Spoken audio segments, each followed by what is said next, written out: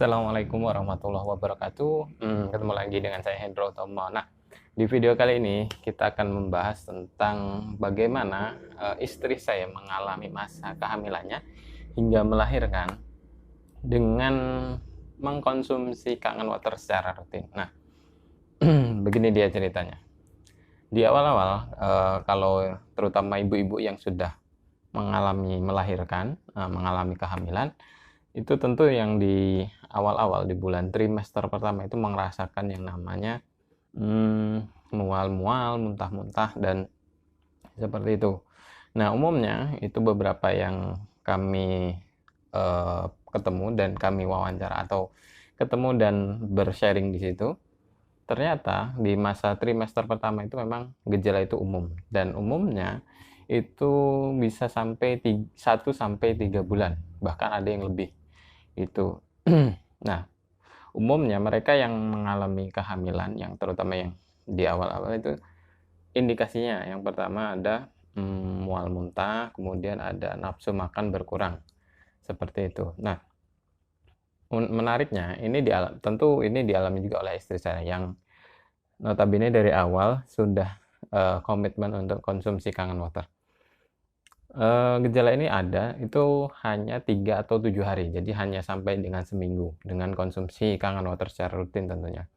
Jadi 3 sampai 7 hari memang ada muntah-muntah, ada mual muntah itu tadi, kemudian nafsu makan juga menghilang dan ternyata ini hanya berlangsung sampai dengan 7 hari. Kemudian di masa kehamilan itu umumnya nafsu makan tetap terjaga dan sampai dengan kalau di pertengahan itu tidak ada yang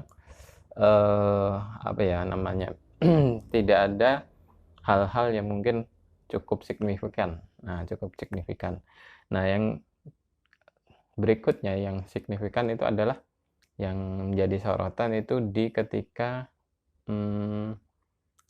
melahirkan. Nah, ketika melahirkan ini itu yang menarik adalah memang di awalnya alhamdulillahnya tidak pecah ketuban sebelum kontraksi. Nah, jadi ketika kontraksi air ketuban itu belum pecah. Nah, kronologisnya itu terasa kontraksi itu di pagi hari sekitar jam 1 pagi. Nah, kemudian saya tunggu sampai dengan pagi karena memang saya berasumsi bahwa ini masih ya sama dengan istri masih berasumsi bahwa ini mungkin kontraksi palsu gitu kan, kontraksi palsu. Nah, kita tunggu sampai jam 5 sore, sampai jam 5 subuh. Sampai jam 5 subuh, diskusi sama itu, oke, kita berangkat sekitar jam 6 atau jam 7 pagi gitu. Antara jam 6 sampai jam 7 pagi kita berangkat ke bidan terdekat ya, karena memang kita sudah konsultasi rutin di situ, makanya kita komitmen untuk melahirkan di situ saja gitu kan, nggak perlu yang jauh-jauh dari rumah, ya mungkin sekitar 1 kilometer lah, 1 atau 2 kilometer dari rumah. Pagi itu ke sana, kemudian masih bukaan 1 ternyata, karena memang kalau penuturan istri itu rasa mulasnya itu masih di daerah perut atas, jadi tidak ada belum kerasa untuk mules yang untuk keluar gitu.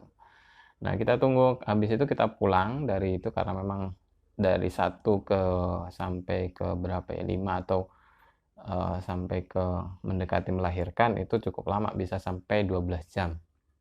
Kita pulang dari cek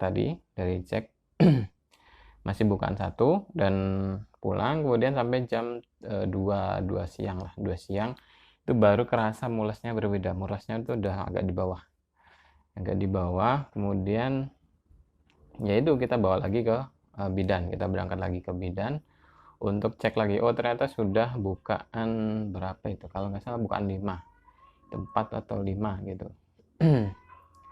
Nah, ketika itu ya kita sudah putuskan untuk ya stay di situ, jadi nggak nggak mondar-mandir lagi ke mana-mana, ya stay di situ nunggu waktu kelahiran gitu kan. Singkat cerita itu kelahiran terjadi di jam 5.45, 5.40, 5.40 kalau nggak salah. 5.40. Nah, sebelum melahirkan itu pecah ketubannya sekitar jam setengah 6 atau sekitar jam 5.20 atau 25 gitu kan pecah. Nah, menariknya itu di sini gitu kan. Kalau saya bandingkan dengan yang lain-lain gitu, air ketubannya itu cenderung bening bersih. Nah, ini wallahu alam, memang secara medis mungkin belum ada pembuktian secara ilmiah. Namun saya melihat sendiri air ketubannya itu bening, kemudian tidak bau. Biasanya ada yang bau seperti bau darah atau bau amis. Nah, ini nggak ada. Dan ketika keluar, alhamdulillah, anak saya yang pertama ini itu nggak perlu dimandiin gitu, nggak perlu dimandiin. Kenapa? Karena sudah bersih. Nah, saya beberapa waktu lalu juga sempat lihat yang bayi, ya di video juga sempat lihat itu bayi umumnya itu ada kayak semacam apa ya, kayak kotoran lah atau kayak putih-putih seperti tepung gitu, seperti tepung melekat di bayinya, jadi harus dimandikan. Dan ini nggak perlu dimandikan. Ini menariknya. Jadi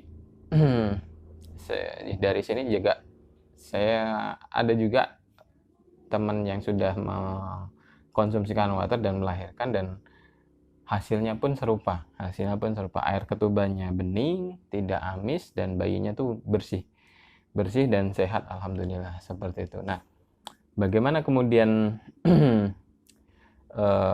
selanjutnya adalah pilihan Anda bagaimana untuk ketika Anda atau istri Anda itu hamil atau mungkin dalam merawat si jabang bayi, mengkonsumsi hal-hal yang sehat, sayuran-sayuran sehat, makanan-makanan sehat, dan minuman sehat. Terutama saya sarankan di sini Kangen Water. Kenapa? Karena ini sangat bagus sekali untuk perkembangan bayi. Oke, itu saja untuk video kali ini, vlog saya kali ini. Sampai ketemu di vlog berikutnya. Change your water, change your life. Bye bye.